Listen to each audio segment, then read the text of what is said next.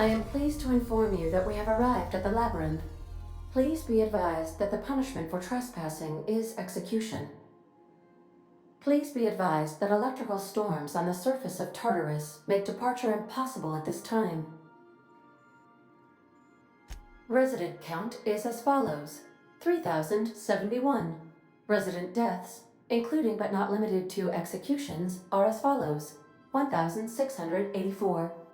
Resident escapes are as follows: 0. The interior can be chilly. Take a scarf with you, Captain.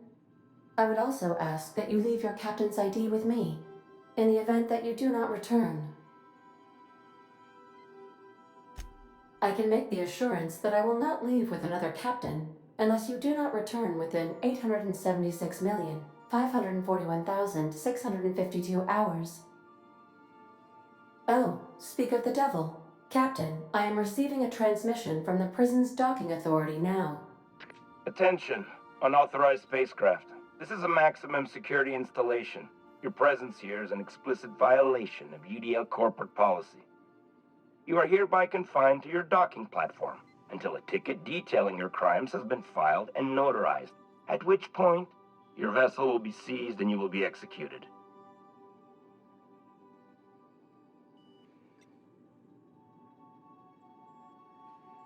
I wager it'll take a bit longer than it takes you to lose your patience and storm out of your ship looking to get shot.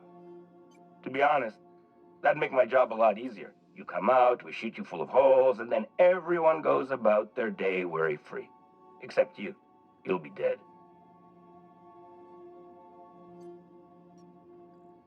All right. I'm feeling generous. I'm transmitting the idea of a productive, law-abiding employee so you can see what one looks like before you die. Anyway, Tartarus Docking Authority signing up. Hang on. Another ship just pulled into your dock. Wait, is that from the Groundbreaker? What the? Pay no mind to that, just have a pleasant day. Transmission terminated. Biometric ID received. Transferring data to external cartridge. How can I be of assistance? See you soon, Captain.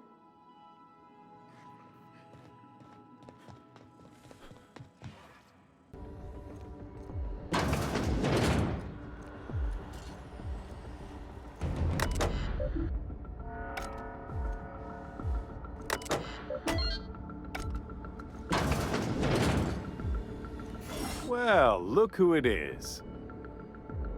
I'll be damned.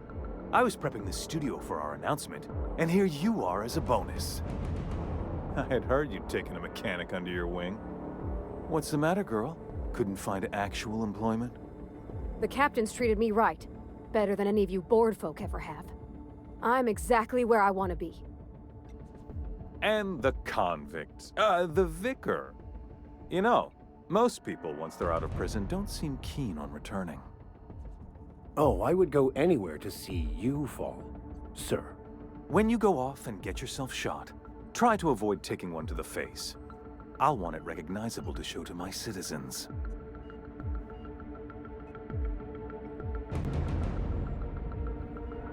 My word!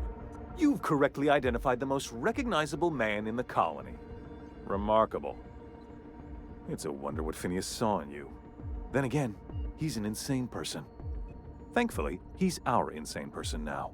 A proper company man.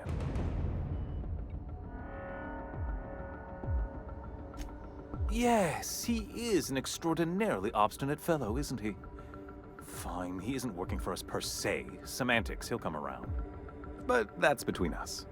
As far as my adoring citizens will know, we've turned a dangerous crackpot into a working-class man. It's a miracle.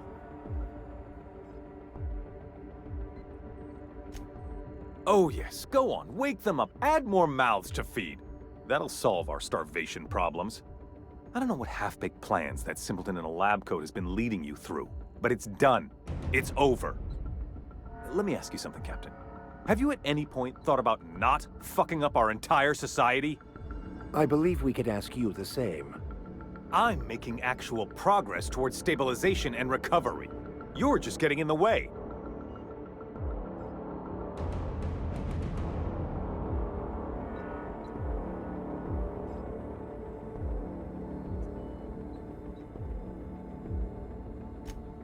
If I and my people can ride it out in luxury and happiness, yes, yes, I would.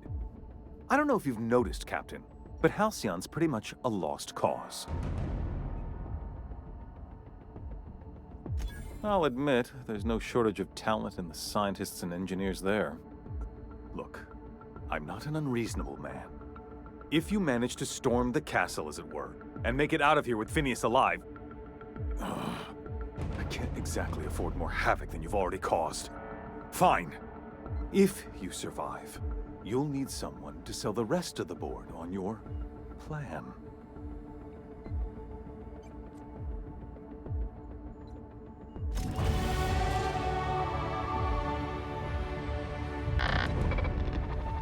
I've got work to do.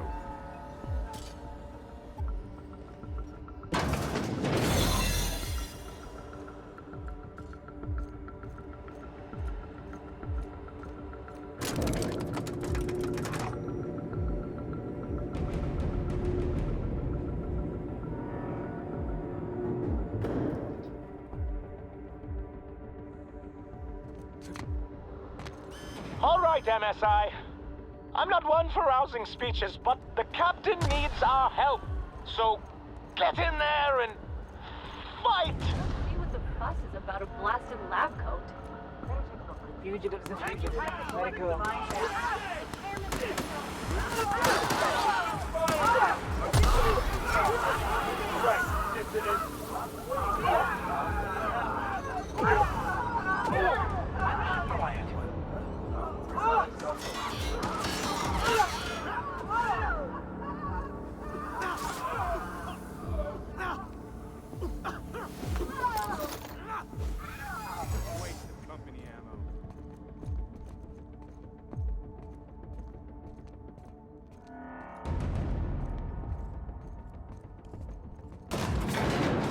Everything in my life has been leading up to this point.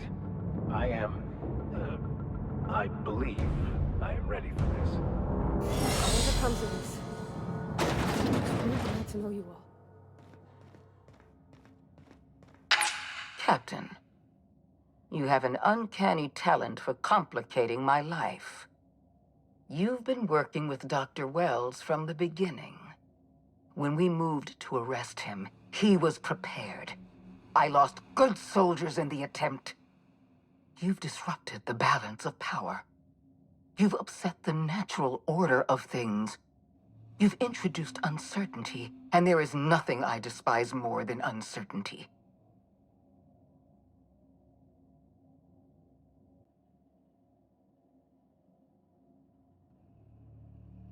I'm afraid I can't do that. You're a gifted warrior, Captain. You've made your talent for combat abundantly clear. For all your talents, you are the enemy of Halcyon, and therefore you are my enemy.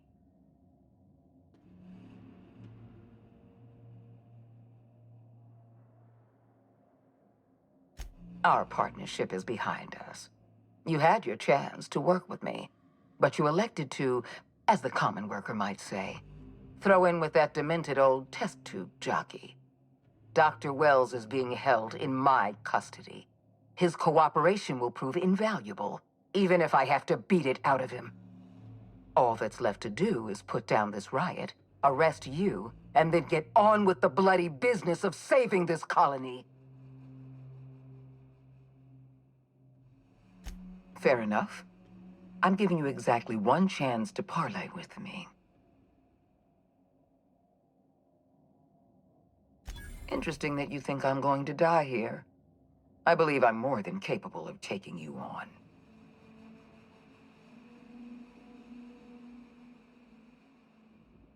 Did you really think I would make this easy on you? I've devoted my entire life to protecting Halcyon. I'm not afraid to die in the line of duty.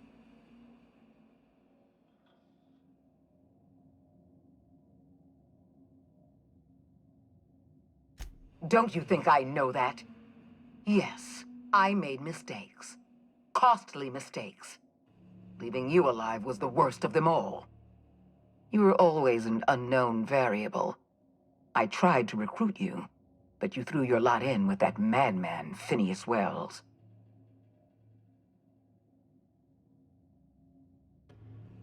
You were too dangerous to leave unsupervised. I had to make use of you. When I sent you to deal with Phineas, I thought I'd won you over. You chose to ally yourself with an irrational madman. I gave you a chance to serve the law, and you sided with anarchy. Why?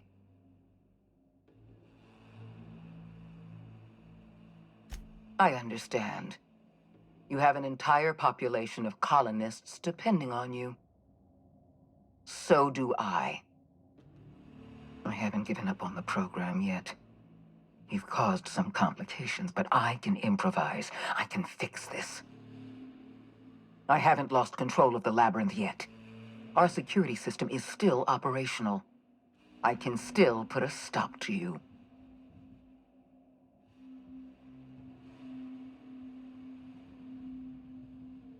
This prison is equipped with an automechanical warden. I've had it programmed to eliminate you on sight and rinse your remains down a drain. And don't worry. I will inform Dr. Wells that you died heroically, or something.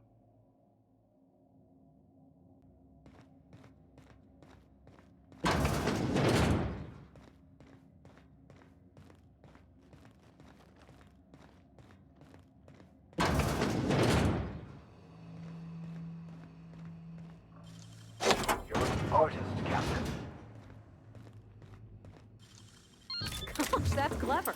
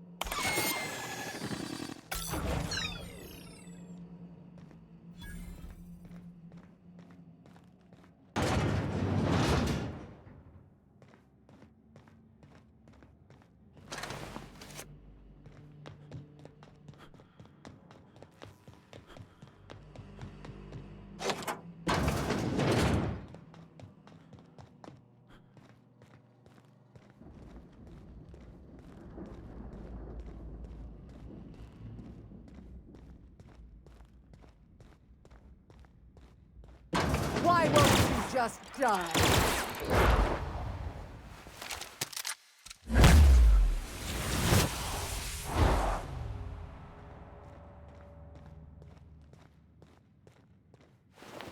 Get me out of here!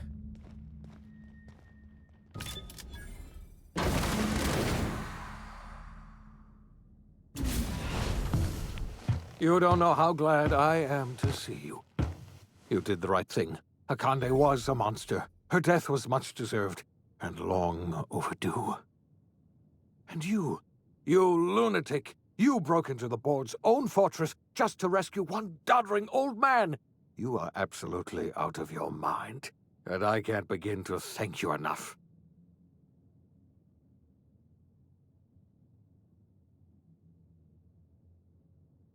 I know, my friend, I know. And now it's finally over. The board's finished. It's only a matter of time before the entire system slips from their grasp.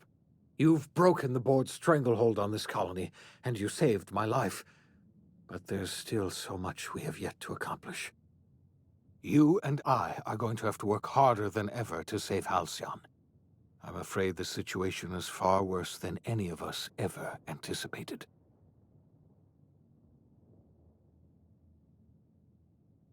I would like nothing more than to celebrate this victory, but we have a serious problem on our hands. Earth has gone dark. We haven't received a single message in 3 years. There's been no communication, no signals, nothing. 2 years ago, the Earth's Directorate's frigate disappeared on their way back to Earth. We don't know what they discovered when they arrived, or if they arrived at all. Earth is only an idea to us, but that idea is the bedrock the colony is built upon. If people were to find out it's gone dark, the shock could be too much to bear. I don't want to imagine what'll happen once news gets out. Let's just keep this between us for now. You mean we're all alone out here? Really alone?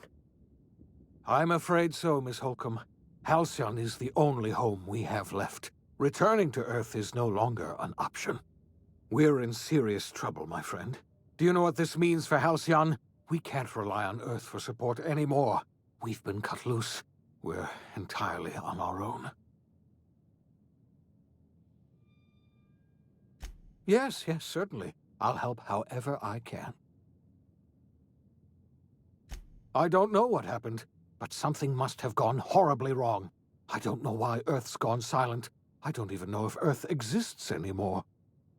We have no connection back to Earth, and return is likely impossible. We're completely alone out here.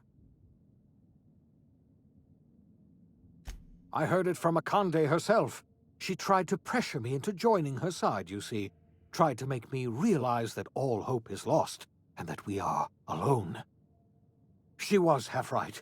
We are alone, and we're going to have to fend for ourselves, because there's no telling what's happened to Earth. You might have heard of the Earth Directorate's frigate. Half the colony's entire military was on that ship. They were returning to Earth when they vanished without a trace. That was 2 years ago. We haven't heard a word from them since. Whatever happened to Earth likely happened to them. Yes, Akande mentioned as much. Earth hasn't sent us a single message in 3 years. No one knows why. Akande had kept the truth to herself, perhaps with good reason. Can you imagine what would have happened if word got out? We'd have utter pandemonium.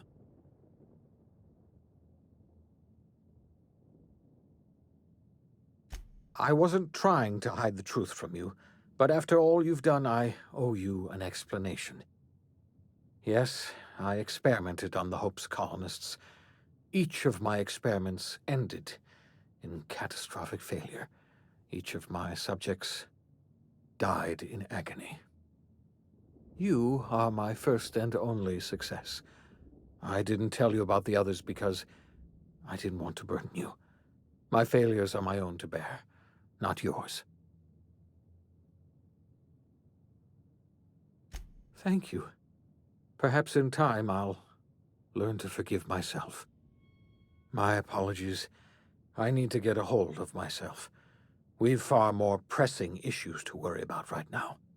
If you have any more questions, ask me. I'll answer as best I can. Yes, we do. You've done a marvelous thing. You've succeeded where anyone else would have failed, including me.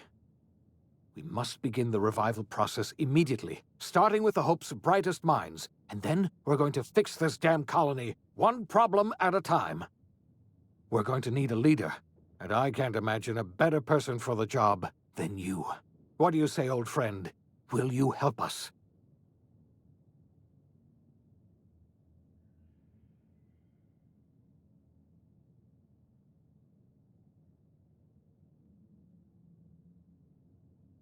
When I revived you, I thought you were going to help me save this colony.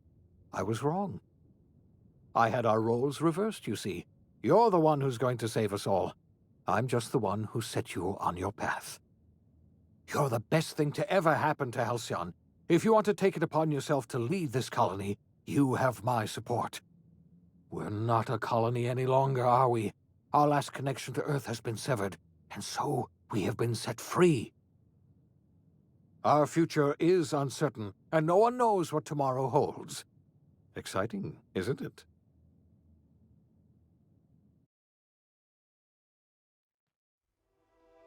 The OSI teaches that everything in the universe happens according to the grand plan. But the stranger that arrived in Halcyon was an unplanned variable. From the moment he landed in Emerald Vale, his actions altered the course of history. The events on Tartarus brought about the end of the Board's authority. But the Board's mistakes would haunt the colony for decades to come.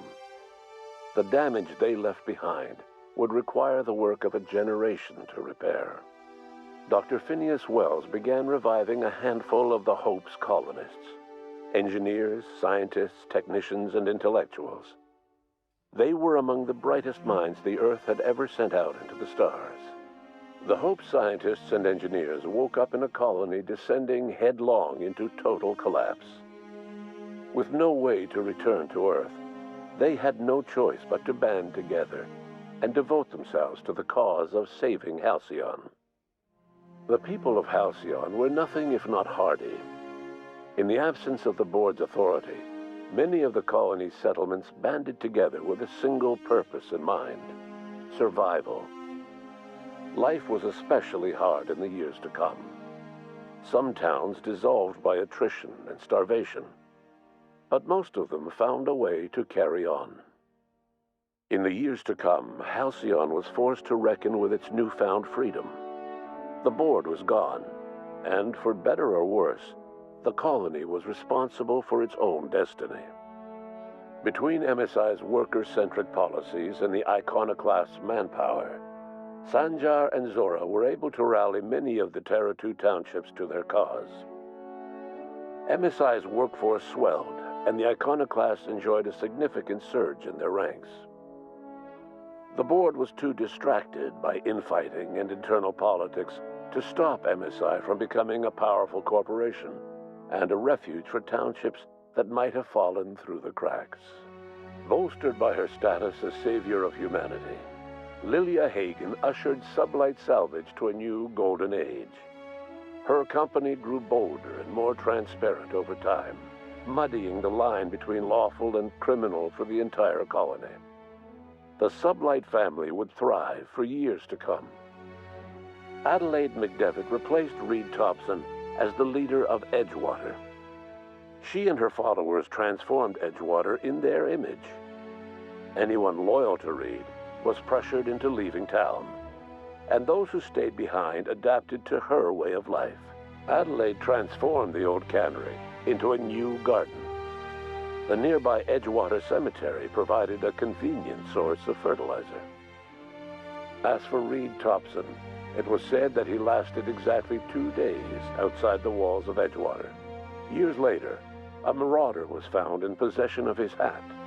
Under the leadership of Junlei Tennyson, the Groundbreaker held firm against corporate influence. The ship's mechanical stability gave Junlei the time to educate a promising generation of engineers schooled in her family's traditions. The future of the Groundbreaker looks promising. The rediscovery of the Hope and the abandonment of the lifetime employment program forced Byzantium to come to terms with some uncomfortable realities about the state of Halcyon. While Byzantines were reluctant to surrender the luxuries they'd grown accustomed to, the board's diminished authority gave them little choice in the matter. Nearly everyone had to learn to make do with less. Some even had to get jobs. It was a dark time indeed. Even the Gorgon asteroid, though a distant enigma to most of Halcyon, felt the aftershocks of your actions. Olivia and Minnie Ambrose worked together to cure the marauders Adrena Time had created. Through their partnership as scientist and administrator, they discovered the harmony that had eluded them as mother and daughter. And through years of patience and effort, they discovered the means to wean Halcyon from the scourge of Adrena Time. Their work eventually allowed Wells and his scientists to treat many of Halcyon's marauders. As their addiction waned, the colonists who had lived for so long under the thrall of Adrena Time returned to their communities and loved ones, and joined in the effort to save Halcyon. In spite of everything, the Gorgon asteroid remained a sobering reminder of the potential for progress and disaster in humanity's most ambitious efforts. The Rizzo's company in Halcyon dissolved after the collapse of the board. Needless to say, the launch of Spectrum Brown was indefinitely delayed. A stockpile of Spectrum Brown remains buried deep beneath the ruins of the old distillery, abandoned to time and attrition.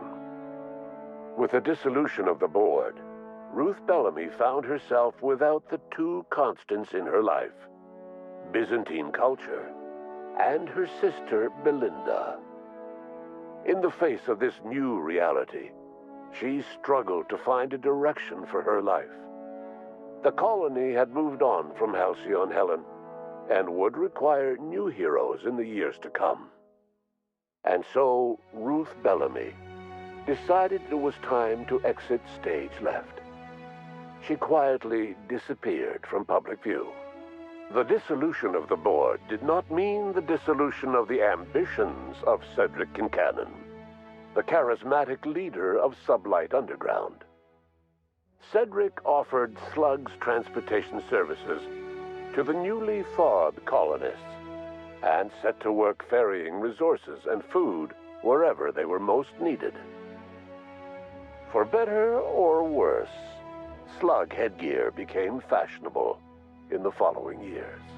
As the board began to disintegrate, Spencer Woolrich found himself at a crossroads. Cling to what little stardom remained to him, or help usher Halcyon into its new future. To the surprise of many, perhaps himself most of all, Spencer chose the latter option. Having learned a variety of different skills in the many different roles played throughout his lengthy career, Spencer founded a radio serial dedicated to staying alive despite the odds. His subjects included how to survive violent encounters with only grazing wounds, dispense pithy one-liners for tense scenarios, and, of course, how to look good doing both. After a brief attempt at dating Helen as one person rather than two, which both Bertie and Helen found too strange, Bertie struck out on his own to try his hand at raising woolly cows. Many of his former Rangers teammates soon followed, accompanied by the woolly cow the team had originally plied with alcohol.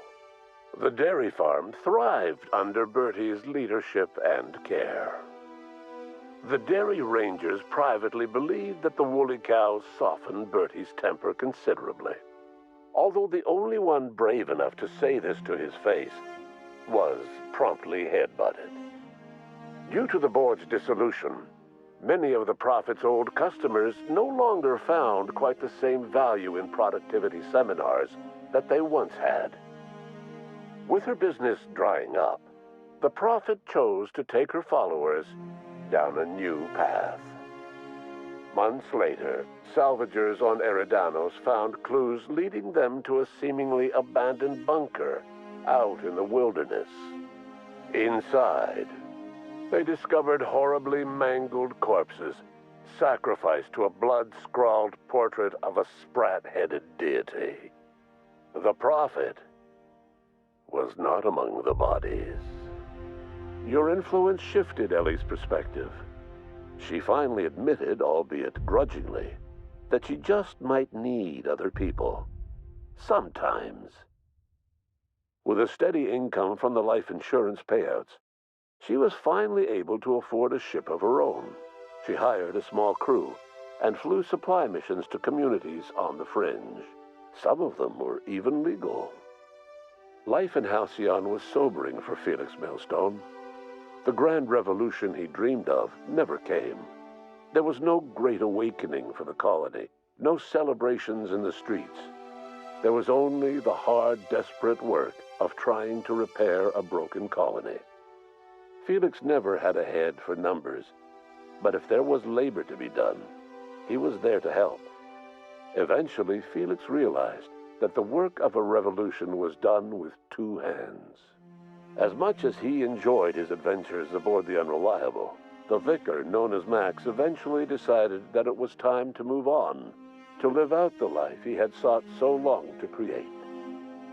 He knew there were many in the colony who carried burdens much worse than the ones he had struggled with, and he devoted himself to easing their suffering wherever he could. He only ever took up arms again to defend the defenseless.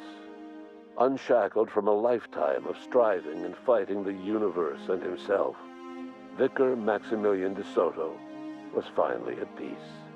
Once the matter with the Hope colonists was resolved, Junlei bashfully asked Parvati if she'd like to join her permanently on the Groundbreaker. And Parvati enthusiastically, if somewhat awkwardly, agreed. The stories of her adventures spread across the colony, and Parvati soon found herself the center of attention. Having served as the engineer of a renowned spacecraft, tramp freighters and wildcat miners sought her out by name. And in no time, she was a fixture in the Groundbreaker's mechanical ecosystem. She and Junlei were never far apart. Nyoka returned to Monarch to take another crack at making a permanent life for herself. She formed the Charon Group, a mercenary outfit of ragtag survivalists and wilderness experts. Anyone in need of a guide, or just looking to throw back a beer and swap stories, could find her camping on the trail or clearing an infestation. The SAM unit that accompanied you spread awareness of the product line's superior sanitation and maintenance capabilities across what was left of the colony. This led to a boost in SAM unit sales. Did you know that SAM units are the longest-lasting, toughest-acting cleaning solution in Halcyon? Minister Clark was released from house arrest, and his contact with you gave him a sense of renewed purpose and vigor. Once it became clear that no help would be coming from Earth, he threw his considerable efforts and talents into helping Halcyon manage the crisis before it. Chairman Rockwell served as the public face for the changes in Halcyon to come. Whenever you needed strings pulled or a voice to sell a policy change, Rockwell was only too happy to oblige. As for Dr. Phineas Wells, he spent his remaining years in his orbital lab. He eventually came to terms with his own past and was able to forgive the mistakes of his younger self by devoting his remaining years to serving the colony. In the end, Dr. Wells was able to save every scientist and engineer aboard the Hope. Over the next decade, nearly all of the Hope's remaining colonists were successfully revived. Halcyon saw a period of rapid technological and scientific advancement. Breakthroughs in dietary supplements saved the colony from starvation. Geoengineering projects and social reforms began to change the structure and character of the colony. Dr. Wells laid the groundwork for the project to save the colony, but he would never live to see the fruits of his labor. He passed away a few years later. His work was carried on by the scientists and engineers he revived. Today, Halcyon has stabilized. The people of the colony work hard to adapt to their new circumstances. Nearby colonies send aid and supplies. Life will never be easy in Halcyon, but for the first time in its history, there exists a sense of real, genuine hope about the future. And what about you, the unplanned variable in the history of Halcyon? Long after Wells passed away, you carried on his work with more energy, determination, and brilliance than he could ever muster. The years that followed were hard, but Halcyon survived by the efforts of the Hope's most promising colonists, the greatest of which was you. No one knows what's happened to Earth, and no one knows what the future has in store for Halcyon. All we know for certain is this: the name of the Unreliable and that of its intrepid captain will remain the subject of countless stories for years to come.